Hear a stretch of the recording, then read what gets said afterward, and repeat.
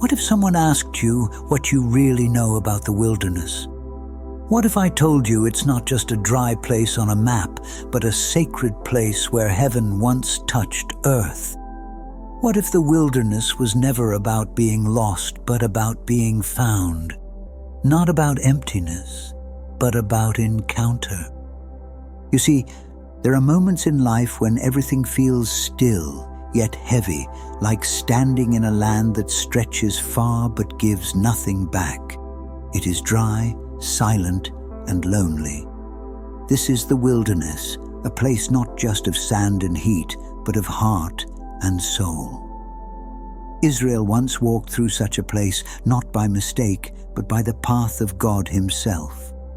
When they left Egypt, the land of slavery, they carried hope in their hands, yet fear still whispered in their hearts. The road ahead was uncertain, and their feet stepped into a land with no water, no food, and no clear end. It was not a short walk. It was a journey that would test everything within them. Many of us find ourselves in such deserts, not of sand, but of waiting, confusion, or loss. The days stretch and God seems quiet, yet something sacred hides in the silence. Just as Israel walked beneath a cloud by day and a pillar of fire by night, our lives too move between light and shadow, carrying questions we cannot yet answer. Still, within that vast emptiness, God begins to whisper something we could never learn in comfort.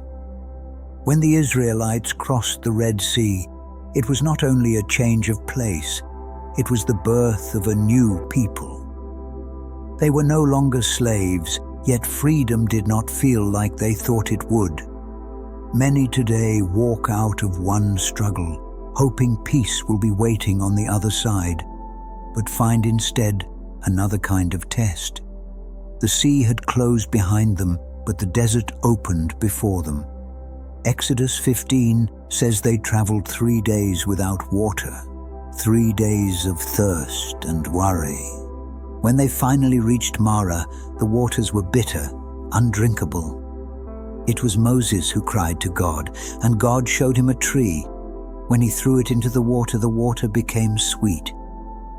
This was not only about water, it was about trust. When life turns bitter, God often hides healing in places we cannot see until we ask. The same tree that healed the water reminds us of another tree, the cross, where bitter lives were made sweet again. The wilderness often hides these quiet hints of grace, small signs that God has not left us, even when nothing looks right. As the days stretched on, hunger began to shape their hearts. There was no bread, no market, no kitchen fire burning. Yet out of the silent sky, God sent bread that no one had seen before. Manna, a word that means, "What is it?" fell like dew each morning. They gathered it daily, only enough for that day. It could not be stored or saved.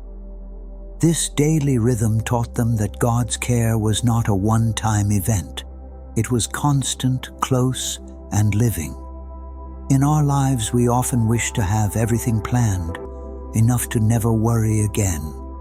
But sometimes God gives only what is needed for today. The wilderness teaches a rhythm of trust, where each sunrise carries new mercy and each evening calls for quiet rest. When you wake and find strength to face just one more day, that too is manna, unseen, yet sent from heaven. Yet even with bread from heaven, their hearts still trembled with fear. They reached a place called Rephidim, and again there was no water. The people quarreled with Moses, asking, "Is the Lord among us or not?" It is the same cry that rises when life feels empty and prayers seem unanswered. God told Moses to strike the rock, and water flowed out, cool, clear, and enough for all. The rock, silent and solid, became a source of life. Later in Scripture, Paul would write that this rock was a picture of Christ, who followed them, unseen, giving life where none should exist. There are moments when we too stand before unmovable rocks, hard places that seem lifeless, and yet from those very stones, God can bring refreshing streams. The hardest seasons sometimes hold the deepest flow of His presence. As they journeyed deeper, another challenge rose. Enemies came to fight them. Amalek attacked them in the desert when they were tired and unready. Moses stood on the hill, holding up his hands while Joshua fought below. When his hands grew weak, Aaron and Hur stood beside him, holding them up until sunset. The battle was won not by strength alone, but by endurance, unity, and unseen faith. In our lives, battles often rise when we are weary, arguments, losses, pressures that seem unfair. But just as Moses' arms needed help, we too are not meant to stand alone. God often surrounds us with people who hold us up when our strength fades. The wilderness reveals not just our weakness, but also the beauty of shared faith, quiet hands that keep us standing when our own tremble. Then came Mount Sinai, the mountain of fire and cloud. Thunder rolled, the mountain shook, and the people stood afar, trembling. Yet this was the place where God would speak, where His voice would shape a people into a nation. He gave them His commandments, not to crush them, but to guide them toward life. Sometimes, after long wandering, we too reach mountains. Moments where truth confronts us, where we can no longer hide behind our excuses. God's words may sound strong, but they come from love. The same fire that frightened Israel would later fill the hearts of believers at Pentecost, not to destroy, but to empower. The wilderness often prepares the heart to hear, for only those who have been emptied can receive the full weight of divine truth. Still, even after seeing wonders, their hearts wavered. They grew tired of manna, tired of waiting, tired of promises that seemed slow. When the spies returned from Canaan with stories of giants, fear overcame faith. They saw the land, yet believed it could never be theirs. Many today stand before dreams or callings that feel too large, whispering the same words, "We cannot." Because of their fear, Israel wandered 40 years until a new generation arose. The desert became a long classroom where each sunrise was another chance to trust again. Our delays often feel like punishment, but sometimes they are mercy in disguise. Time to grow into the strength needed for what lies ahead. Through those years, God's care never failed. Their clothes did not wear out, their feet did not swell. The same cloud that led by day covered them from the heat, and the same fire by night gave them light. Every morning was proof that God had not moved away. In our own wilderness, we often look for grand miracles, but most of His faithfulness is quiet, steady breath, daily provision, the peace to keep walking one more mile. Sometimes the greatest miracle is simply not giving up. Each step, though small, becomes part of a journey God already planned. The desert, though dry, still had His footprints all over it. One day, they came near the Jordan River, the edge of promise. After so many years, they stood before flowing water again, just as they had at the Red Sea. But this time it was different. The priests carried the ark, and as their feet touched the river, the waters stopped, piling up far away. The whole nation crossed over on dry ground. What began with fear at the sea ended with faith at the river. The wilderness had done its quiet work. Each test, each hunger, each lonely night had shaped them into people who could now believe even before they saw.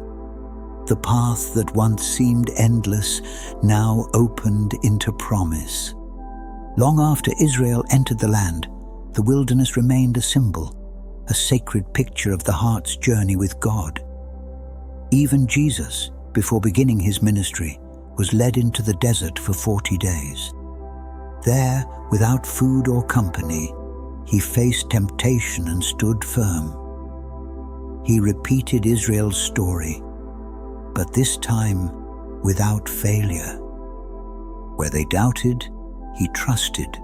Where they fell, he stood. The wilderness became a place of preparation, not punishment. In our lives too, dry seasons do not mean we are far from God. They often mean we are close to becoming who we were meant to be. The silence between prayers is not emptiness. It is the space where strength is born. Throughout Scripture, from the prophets to the Psalms, the wilderness continues to speak.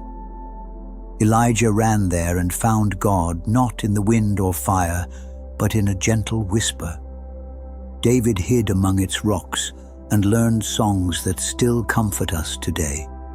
John the Baptist preached there, his voice echoing through dry valleys, preparing hearts for the Messiah. Every time someone stepped into that barren land, something eternal was shaped within them. The wilderness strips away what is loud, until only what is real remains. When everything else falls silent, the heart begins to hear again. The same stillness that once frightened Israel became the doorway through which God's voice could be known. So the story of the desert is not one of loss, but of becoming. It begins with fear and ends with faith. Every step between Egypt and Canaan was marked by both struggle and grace, woven together like sand and wind. Life often follows the same pattern: long paths, empty days, unseen help, and a steady hand guiding us forward.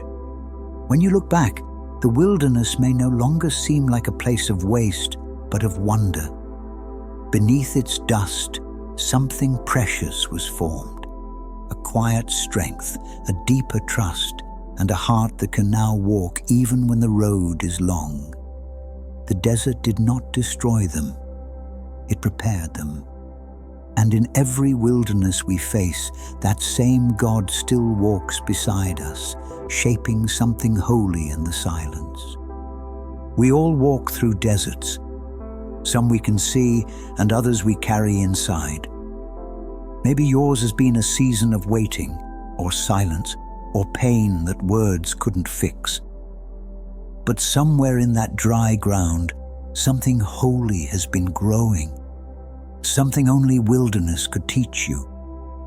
What kind of wilderness have you walked through? And what did it shape in you? Share your story in the comments. Your words might be the strength someone else needs tonight.